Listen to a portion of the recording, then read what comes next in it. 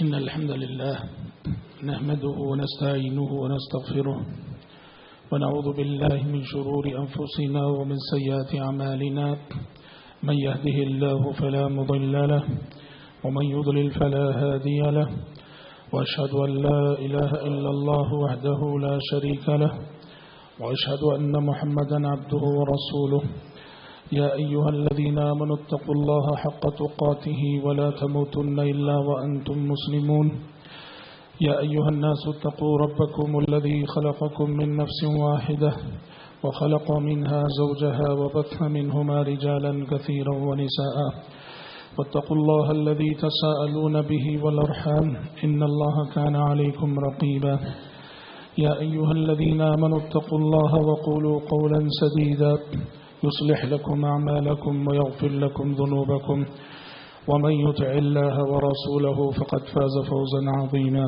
أما بعد فإن خير الحديث كتاب الله وخير الهدي هدي محمد صلى الله عليه وسلم وشر الأمور محدثاتها وكل محدثة بدعة وكل بدعة ضلالة وكل ضلالة في النار أعوذ بالله السميع العليم من الشيطان الرجيم من همزه ونفخه ونفسه ولقد خلقنا الإنسان ونعلم ما توسوس به نفسه ونحن أقرب إليه من حبل الوريد إذ يتلقى المتلقيان عن اليمين وعن الشمال قعيد ما يلفظ من قول إلا لديه رقيب عتيد وجاءت سكرة الموت بالحق ذلك ما كنت منه تحيد ونفخ في الصور ذلك يوم الوعيد وجاءت كل نفس معها سائق وشهيد لقد كنت في غفلة من هذا فكشفنا عنك غطاءك فبصرك اليوم حديد وقال قرينه هذا ما لدي عتيد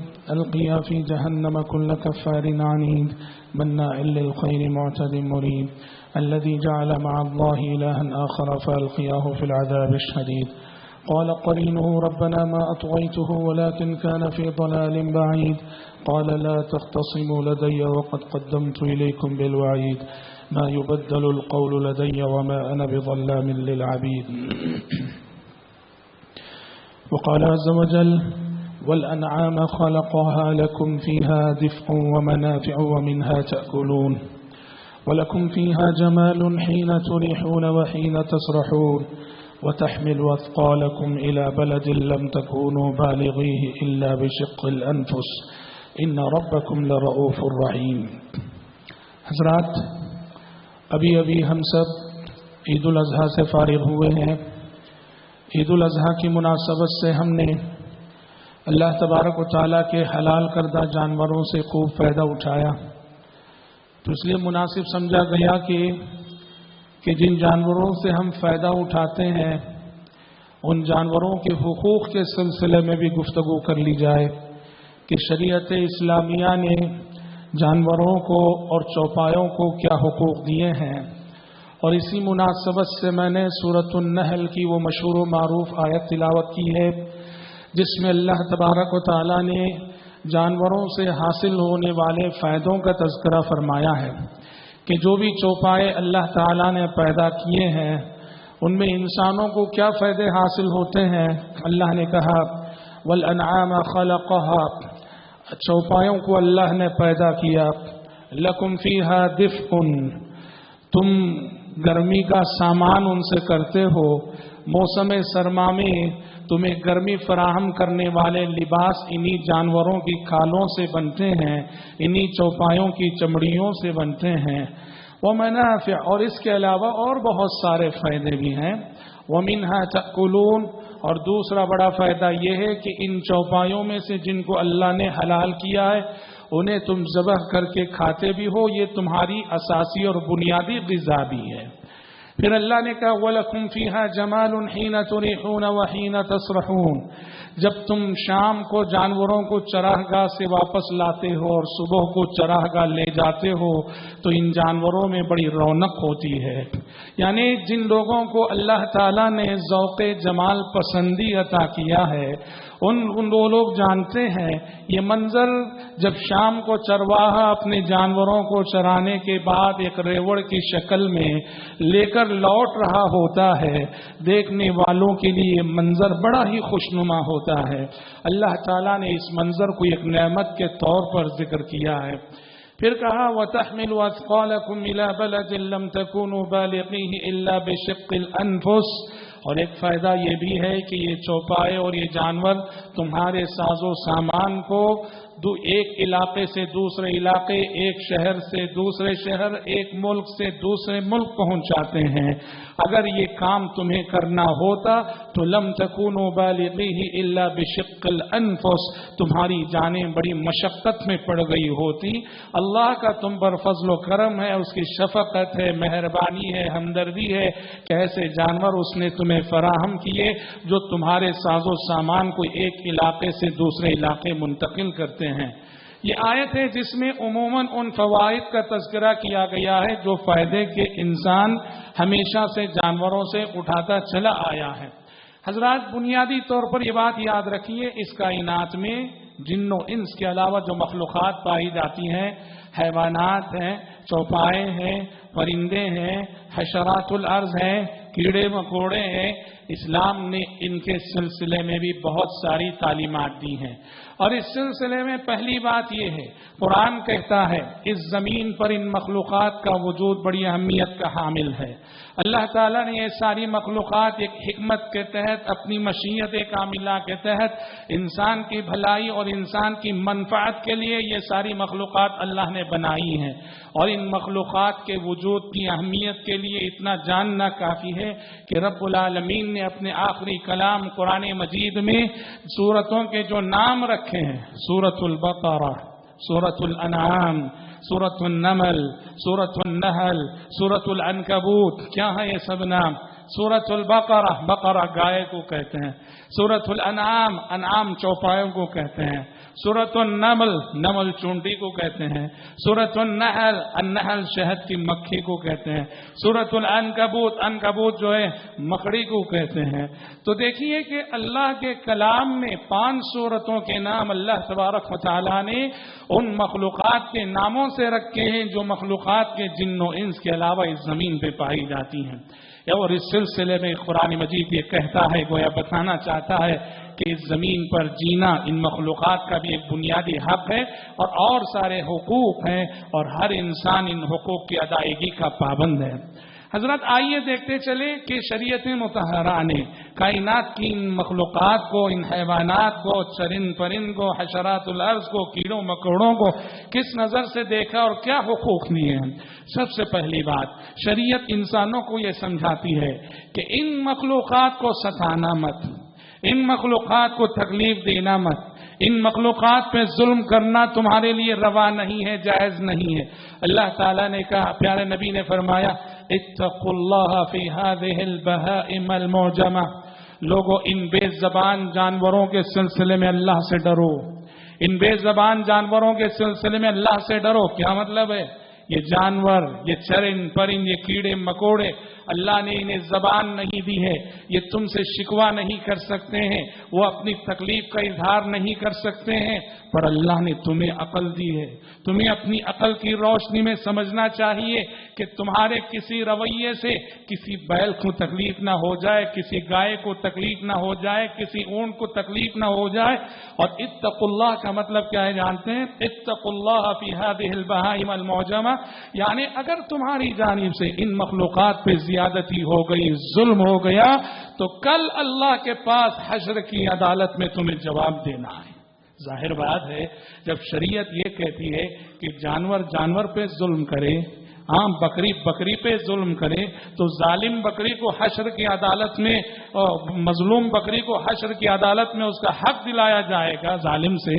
انسان اگر ظلم کرے مخلوقات پر، عقل رکھتے ہوئے، سمجھ رکھتے ہوئے، شریعت رکھتے ہوئے، قانون رکھتے ہوئے، تو بدرجہ اولا انسان کو حشر کی عدالت میں جواب دہی کرنی ہے ان جانوروں کے سلسلے میں اگر زیادتی انسان سے ہو گئی۔ حضرات شریعت کہتی ہے کائنات کے مخلوقات، کائنات کے یہ حیوانات، کائنات کے یہ جانور، کائنات کے چرند پرند ہمارے حسن سلوک کے مستحق ہیں. جیسے شریعت نے انسانوں کے ساتھ احسان کرنے کا حکم دیا ہے، شریعت مطہرہ نے ان جانوروں کے ساتھ بھی احسان کرنے کا حکم دیا ہے. اور اتنا ہی نہیں کہا کہ جس طرح انسانوں کے ساتھ احسان تمہیں اللہ کی بنائی ہوئی جنت کا حقدار بناتا ہے، ان مخلوقات کے ساتھ ہونے والا احسان بھی تمہیں اللہ کی بنائی ہوئی جنت کا حقدار بناتا ہے.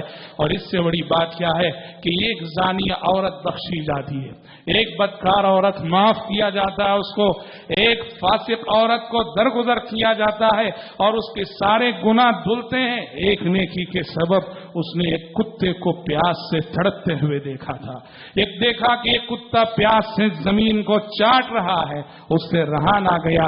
اس نے اس کتے کی تکلیف کو محسوس کرتے ہوئے اس پر یہ احسان کیا کہ اپنا موزہ نکالا، کنویں میں چھوڑا، کنویں سے پانی نکال کے اس پیاس سے تڑپتے ہوئے کتے کو لا کے پلا دیا. رب العالمین کو اس کی جانب سے ہونے والا یہ احسان اتنا پسند آیا کہ اس کی زندگی کے گناہ معاف کر کے اللہ نے اسے جنت دے دی. آپ کو معلوم ہونا چاہیے شرعی نقطہ نظر سے کتے کا شمار ان چوپایوں میں ہوتا ہے جن کا مارنے کا حکم ہے، مارنے کا حکم ہے، کتے کو مارنے کا حکم ہے.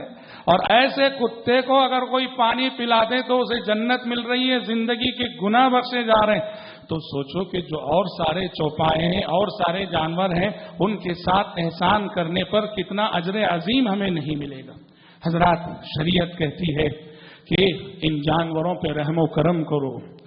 یہ جذبہ رحمت جو تمہارے دلوں میں ان چوپایوں کے سلسلے میں پایا جائے گا، دیکھا جائے گا، یہ جذبہ رحمت تمہیں اللہ تعالیٰ کی رحمت کا حقدار بنائے گا.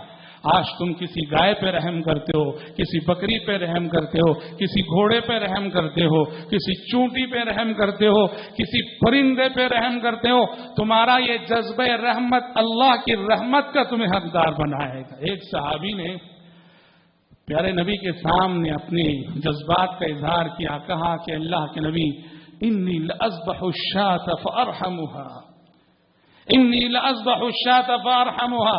اللہ کے نبی کبھی کبھار ایسا ہوتا ہے کہ بکری کو ذبح کرنے کے لیے لٹاتا ہوں تو جذبہ رحمت غالب آ جاتا ہے. من نہیں کرتا چھری چلانے کے لیے، من نہیں کرتا چھری چلانے کے لیے، جذبہ رحمت غالب آ جاتا ہے. آپ نے جواب دیا الشاۃ ان رحمتها رحمک اللہ، کہا کہ اس بکری پہ اگر تم رحم کرو گے تو اللہ تم پہ رحم کرے گا. اللہ اکبر. کیسی ہماری شریعت ہے، کتنی پیاری تعلیمات ہماری شریعت میں دی گئی ہیں. بلی ہے، مانوس جانور ہے، شریعت نے کہا انہا من الطوافین علیکم بالطوافات، کہا کہ یہ جانور نجس نہیں ہے. تمہارے برتن میں منہ ڈال دیا، تمہارے پانی میں منہ ڈال دیا، تمہارے دودھ میں منہ ڈال دیا، اس سے وہ پانی گندا نہیں ہوا، وہ دودھ گندا نہیں ہوا. یہ تو بڑا مانوس جانور ہے، تمہارے گھروں میں آنے جانے والا، تمہارے گھروں میں تمہارے ساتھ رہنے والا جانور ہے یہ بلی. اللہ اکبر. پیارے نبی صلی اللہ علیہ وسلم کے ایک جلیل القدر صحابی اپنی اسی جذبہ رحمت کی وجہ سے عبد الرحمن کے بجائے وہ ابو ہریرہ کے نام سے مشہور ہو گئے. حضرت ابو ہریرہ مشہور صحابی ہیں، عبد الشمس ان کا جاہلیت میں نام تھا، پیارے نبی نے بدل کے ان کا نام عبد الرحمن رکھا اور وہ ان کا اصلی نام تب لوگ جانتی نہیں، سب ابو ہریرہ. ہریرہ کسے بولتے؟ چھوٹی بلی کو بولتے ہیں. حضرت ابو ہریرہ بکریاں چرانے جاتے تھے، ایک چھوٹی سی بلی کی تھی، ان کے پاس بلی کا بچہ تھا جسے اپنی آستین میں لے کے جاتے تھے، ہمیشہ اس بلی کے ساتھ کھیلا کرتے تھے. بلی کے ساتھ ان کے جو والیانہ شغف، والیانہ لگاؤ تھا، اس کو دیکھ کر انہیں لقب دے دیا گیا، ان کی کنیت ہی پڑ گئی ابو ہریرہ. اور آج ساری دنیا، ساری امت انہیں عبد الرحمن سے زیادہ ابو ہریرہ کے اس پیارے لقب سے یاد کرتی. پیارے نبی صلی اللہ علیہ وسلم نے اپنے صحابہ کو یہ تعلیم دی، اپنے صحابہ کی یہ تربیت کی اور کائنات کی مخلوقات کے ساتھ احسان، رحم و کرم کی یہ تعلیم دی. اللہ اکبر. مجاہدین جب جذبہ جہاد کو لے کر گئے تو انہوں نے کائنات کی مخلوقات پہ کتنا رحم کیا. فاتح مصر حضرت عمرو بن العاص جنہوں نے مصر کو فتح کیا اور وہاں مجاہدین کے خیمے لگائے گئے تھے، جب وہاں سے کوچ کرنے کے لیے آگے جانے کے لیے خیمے نکالے جا رہے تھے تو دیکھا گیا کہ فاتح مصر حضرت عمرو بن العاص کا جو خیمہ تھا اس میں ایک کبوتر نے گھونسلہ بنا رکھا ہے۔ حضرت عمرو بن العاص نے منع کر دیا، میرے اس ٹینٹ کو اسی طرح سے چھوڑ دو، آگے بڑھو، میرے اس ٹینٹ کو نکالو گے تو میرے اس مہمان کو تکلیف ہوگی۔ کبوتر نے جو گھونسلہ بنا دیا تھا، کتنا خیال رکھا۔ مسلمان دیکھو جہاد کے میدان میں بھی گئے، اسی جذبہ رحمت کو لے کر گئے۔ سفر جہاد میں انہوں نے انسان تو انسان، جانوروں کے ساتھ، پرندوں کے ساتھ رحم و کرم کے ایسے بے نظیر نمونے قائم کیے۔ حضرات شریعت مطہرہ کہتی ہے کہ ان بے زبان جانوروں کے جو بنیادی حقوق تم پر عائد ہوتے ہیں ان میں سے ایک انہیں کھلانا، انہیں پلانا اور ضرورت سے زیادہ بوجھ نہیں ڈالنا۔ ہوشیار کے کسی جانور کو بھوکا رکھو، ہوشیار کے کسی جانور کو پیاسا رکھو، ہوشیار کے کسی جانور پہ ضرورت سے زیادہ بوجھ ڈالو، یہ کبیرہ گناہ ہے۔ جانور بول نہیں سکتا کہ مجھے بھوک لگ رہی ہے، تمہیں محسوس کرنا پڑے گا اس کی بھوک کو۔ وہ کہہ نہیں سکتا کہ مجھے پیاس لگی ہے، تمہیں محسوس کرنا پڑے گا اس کی پیاس کو۔ وہ کہہ نہیں سکتا کہ تم نے میری پیٹھ پہ ضرورت سے زیادہ بوجھ ڈال دیا ہے، اللہ کی دی ہوئی سمجھ کی روشنی میں تمہیں محسوس کرنا پڑے گا۔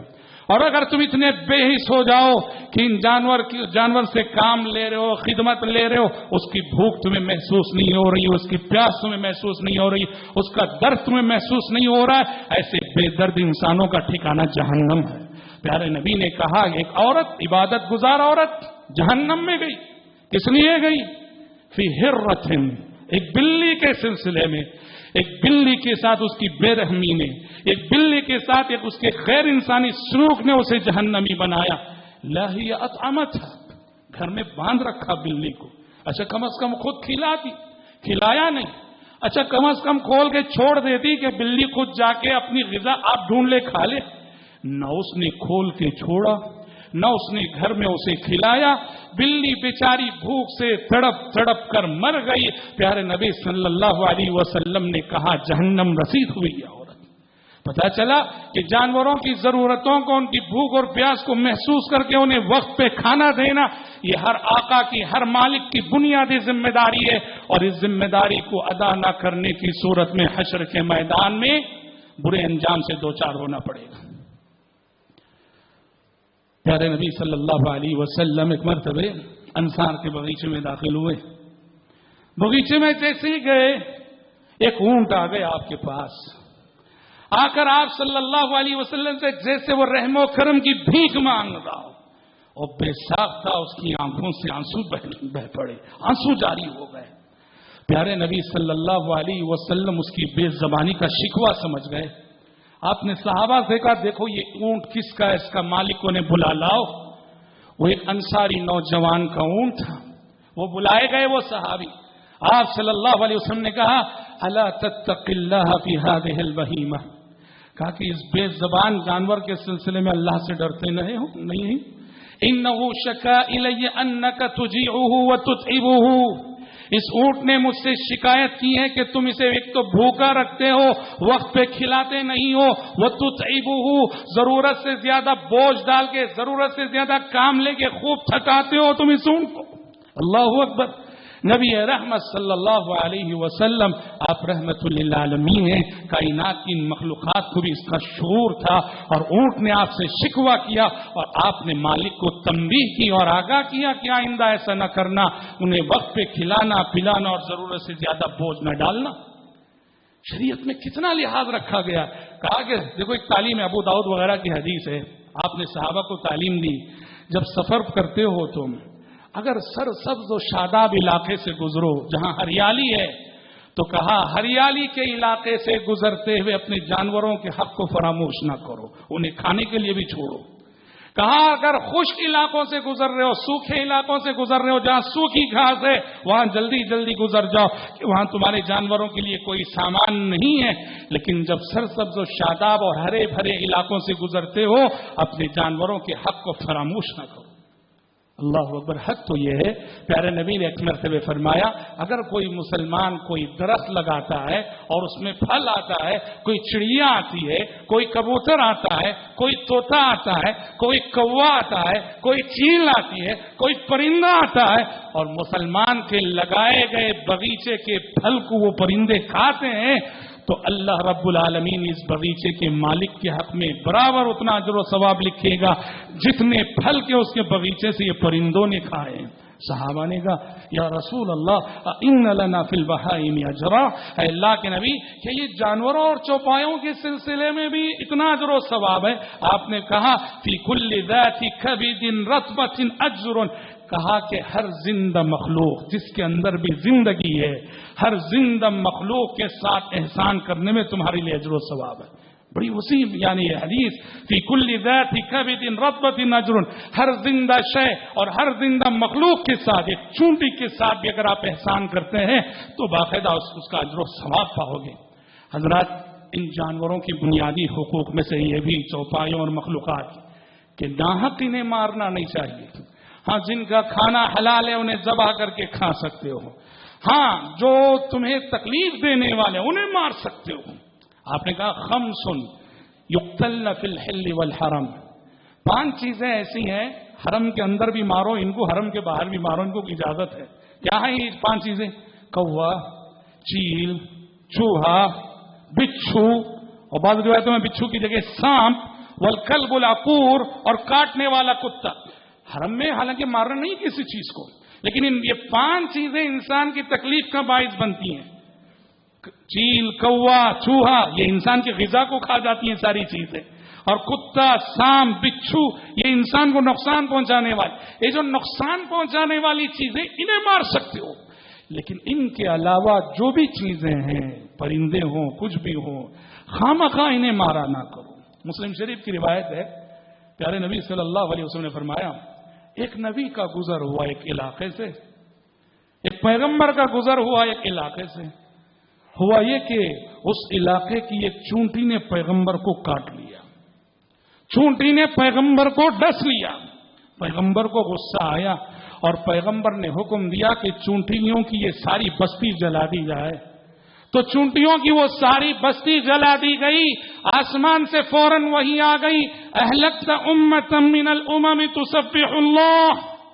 کہا کہ اے پیغمبر, اے اللہ کے نبی, ایک چونٹی نے تمہیں کاٹا تو یہ پوری امت کو, پوری قوم کو تم نے جلا ڈالا جو قوم اور جو امت کی اللہ کی تسبیح کر رہی تھی.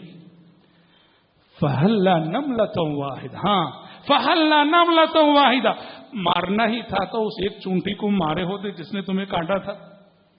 فَهَلَّا نَمْلَةً وَاحِدَةً, پتا چلا کہ جن کا شر ہمیں لاحق ہوتا اسے مار سکتے ہیں.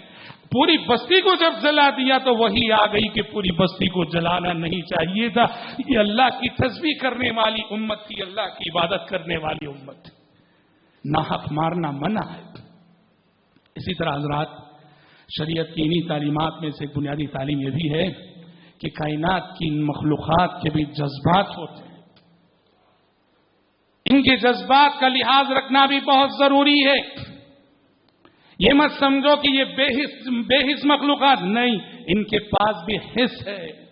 یہ مخلوقات بھی حساس ہوتی ہیں, ان مخلوقات کے بھی جذبات ہوتے ہیں, ان مخلوقات کی بھی ممتا ہوتی ہے. اللہ کی دی ہوئی عقل کی روشنی میں تمہیں ان کے جذبات کا لحاظ رکھنا پڑے گا. کیسے لحاظ؟ کہا جب ذبح کرتے ہو چھری مت دکھاؤ جانور کو. اللہ اکبر, کیا تعلیم ہے. ذبح کرتے ہو تو چھری مت دکھاؤ جانور کو. ابن عباس رضی اللہ عنہ راوی ہیں, پیارے نبی نے ایک شخص کو دیکھا ذبح کرنے کے لیے بکری کو لٹایا ہوا ہے اور بکری کی آنکھوں کے سامنے چھری کو تیز کر رہا ہے اور بکری کی نگاہیں چھری پر ہیں, بکری چھری کو دیکھ رہی ہے. پیارے نبی صلی اللہ علیہ وسلم نے صحابی کو ڈانٹتے ہوئے فرمایا اتريد ان تميتها مرتين, بیچارے اس جانور کو 2 مرتبہ مارنا چاہتے ہو تم؟ 2 مرتبہ مارنا کیا مطلب ہے 2 مرتبہ؟ ایک مرتبہ تو اس وقت جب گردن پہ چھری چلے گی, اور ایک مرتبہ یہ جو تم چھری تیز کر رہے ہو بکری دیکھ رہی ہے, وہیں مر گئی وہ بکری, وہیں مر گئی سمجھو. بے موت مر گئی جب اس نے دیکھ لیا کہ چھری تم اس کی نگاہوں کے سامنے تیز کر رہی ہو. وہ سمجھتی ہے کہ یہ چھری تیز ہو رہی ہے میرے لیے. یہ منظر دیکھ کر وہ مرنے سے پہلے مر جاتی ہے. اتريد ان تميتها مرتين. جذبات کا لحاظ رکھو. جانور کے بھی جذبات ہوتے ہیں. اور میں سمجھتا ہوں ایسے واقعات ہم بھی دیکھتے ہیں. کسی جانور کے سامنے اس کے بچے کو ذبح کرو. ایسے واقعات کسی جانور کے سامنے اس کے بچے کو ذبح کرو. جانور جو ماں ہے اس کے بعد سے کھانا چھوڑ دیتی ہے. چارہ نہیں کھاتی. دبلی ہو جاتی ہے. دبلا ہو جاتا ہے وہ جانور. اور کتنا بھی کر لو وہ کھائے گا نہیں. ہوتے ہوتے وہ مر جاتا ہے. اللہ کہ مرنے سے پہلے آپ اسے ذبح کرو. کیوں؟ اس کی آنکھوں کے سامنے آپ نے اس کے بچے کو ذبح کیا ہے. ممتا ہوتی ہے. جذبات ہوتے ہیں. شریعت تعلیم دیتی ہے ان مخلوقات اور حیوانات اور پرندوں کے جذبات کا بھی لحاظ رکھو. ابو داؤد کی روایت ہے پیارے نبی صلی اللہ علیہ وسلم ایک سفر میں تھے اور قضاء حاجت کے لیے گئے. صحابہ نے دیکھا ایک پرندہ ہے چڑیا جیسا ایک پرندہ ہے. اس پرندے کے 2 چوزے تھے, بچے تھے. صحابہ نے وہ دونوں چوزے اٹھا لیے. پیارے نبی جیسے ہی آئے, جیسے ہم نے بتایا کائنات کی مخلوقات کو بھی شعور ہے کہ یہ نبی رحمت للعالمین ہے. وہ ماں جس کے بچے اٹھا لیے تھے صحابہ نے, وہ پرندہ آیا اور پیارے نبی کے ارد گرد بھڑبڑانے لگا. پیارے نبی اس کی بے زبانی کا شکوہ سمجھ گئے. آپ نے صحابہ سے کہا من فجع هذه بولدها. کون ہے جس نے اس کے بچوں کو اٹھا کر اسے تکلیف دی ہے؟ کون ہے جس نے اس کے بچوں کو اٹھا کر اسے تکلیف دی ہے؟ ردوا الیہا ولدها. آپ نے کہا اس کے بچوں کو لوٹا دو. صحابہ نے وہ دونوں بچے, دونوں چوزے لوٹا دیے. قربان جائیے نبی رحمت پر, قربان جائیے دین رحمت پر, قربان جائیے شریعت رحمت پر, اور قربان جائیے دین محمدی کے قانون رحمت پر. کس قدر لحاظ رکھا گیا اس میں جانوروں کے جذبات کا, پرندوں کے جذبات کا, حیوانات کے جذبات کا. اور شریعت کہتی ہے کسی بھی طرح سے ہوشیار, تکلیف نہیں دینا چاہیے. اب تکلیف کیسے کیسے ہو سکتی وہ ہم سمجھ سکتے ہیں. اللہ نے ہمیں عقل دی ہے. کہا تمہارے کسی بھی رویے سے جانور کو تکلیف نہیں ہونا چاہیے. اسی لیے کہا جب ذبح کرنا ہو چھری اچھی طرح تیز کر لو تاکہ جلد سے جلد کم سے کم تکلیف میں کام تمام ہو جائے. آپ صلی اللہ علیہ وسلم نے فرمایا ان اللہ تعالی كتب الاحسان على كل شيء فاذا قتلتم فاحسنوا القتل واذا ذبحتم فاحسنوا الذبح وليحد احدكم شفرته وليرح ذبيحته. آپ نے کہا کہ اللہ تعالیٰ نے ہر کام کو اچھے طریقے سے کرنا فرض قرار دیا ہے. لہذا فاذا قتلتم فاحسنوا القتل.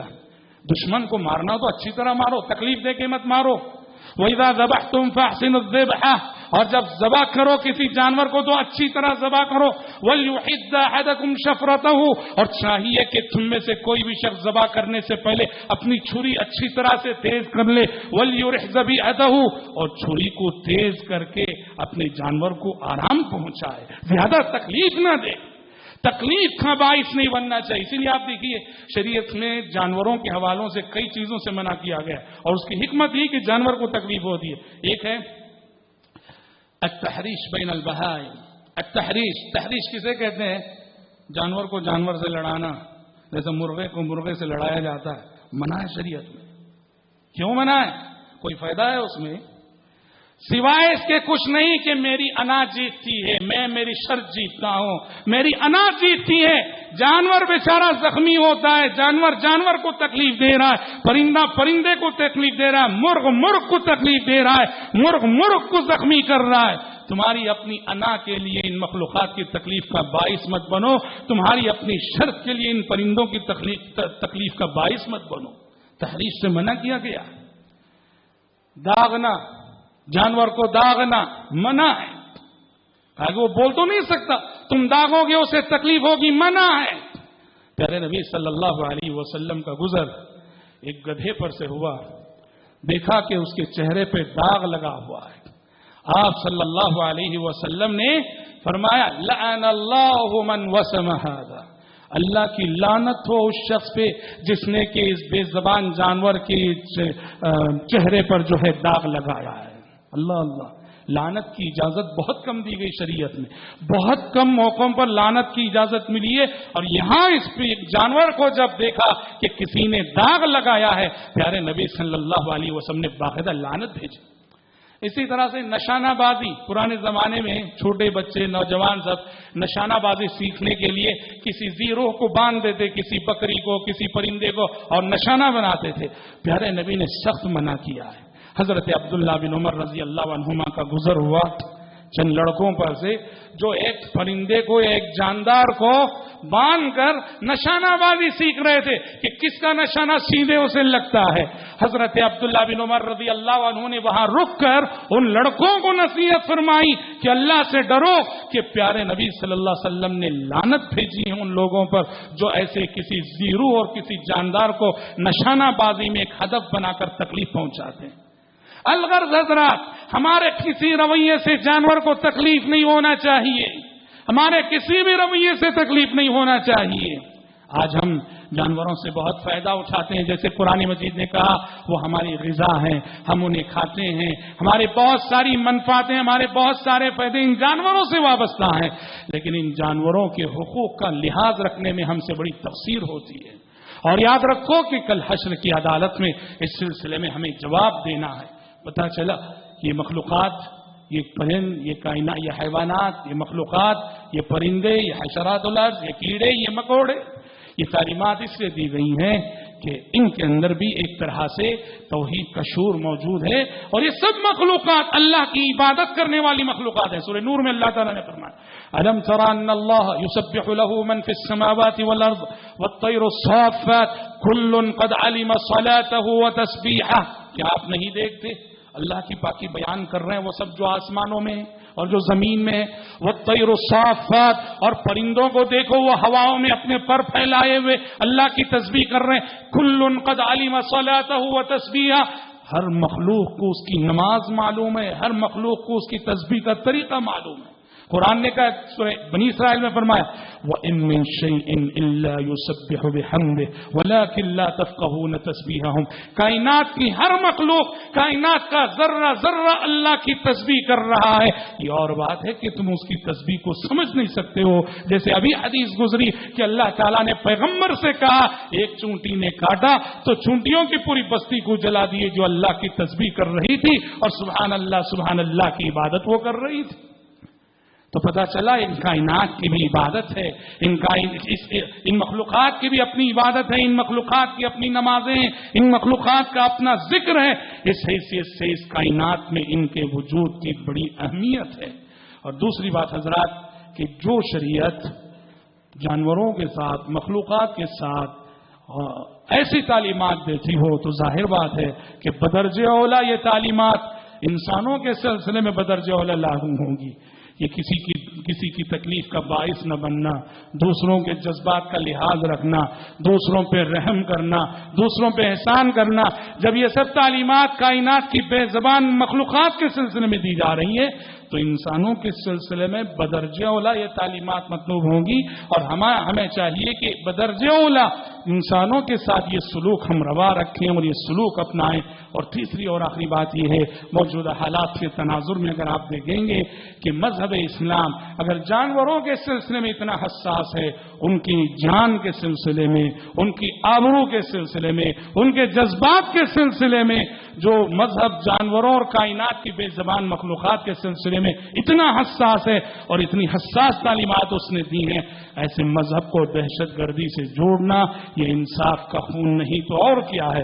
اسلام دین رحمت ہے، قرآن کتاب رحمت ہے، اور آپ صلی اللہ علیہ وسلم کا لایا ہوا دین رحمت ہے، آپ کا لایا ہوا قانون رحمت ہے، اور آپ کی لائی ہوئی شریعت رحمت ہے. اسی لیے نبی کریم صلی اللہ علیہ وسلم کو رحمت للعالمین کہا گیا کہ آپ صرف عالم انس کے لیے نہیں، عالم جن کے لیے لیے نہیں، آپ رحمت ہیں عالم حیوانات کے لیے، آپ رحمت ہیں اعلیٰ چوپایوں کے عالم کے لیے، آپ رحمت ہیں پرندوں کے عالم کے لیے، آپ رحمت ہیں حشرات الارض کے لیے، آپ رحمت ہیں کیڑوں مکوڑوں کائنات کی ساری مخلوقات کے لیے۔ آج ضرورت ہے کہ اسلام کی تعلیمات کا یہ پہلو ہم دنیا کے سامنے اس پہلو کو اجاگر کر کے پیش کریں۔ دعا ہے رب العالمین سے اللہ تعالی ہم سب کو اس عظیم کردار رحمت کو اپنی عملی زندگی میں اپنانے اور نافذ کرنے کی توفیق عطا فرمائے، آمین۔ بارک اللہ لنا ولکم فی القرآن العظیم ونفعنا وإياكم بما فيه من الآيات والذكر الحكيم إنه تعالى جواد كريم ملك بر رؤوف رحيم رب حليم۔